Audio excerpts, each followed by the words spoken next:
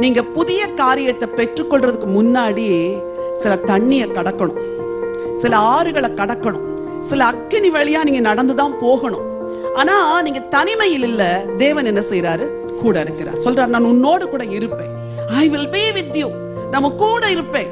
மகளே, மகனே, இந்த சூழ்நிலை மேல ஆண்டவர் உன் கூட தான் இருக்கிறார்.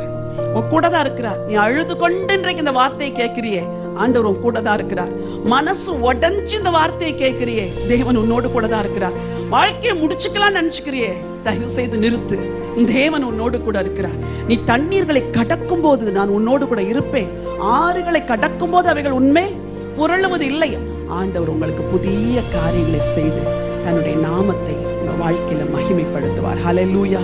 இன்னைக்கு நீங்க கடந்து செல்கிற பாதைகள் வித்தியாசமான பாதைகளா இருந்திருக்கலாம்.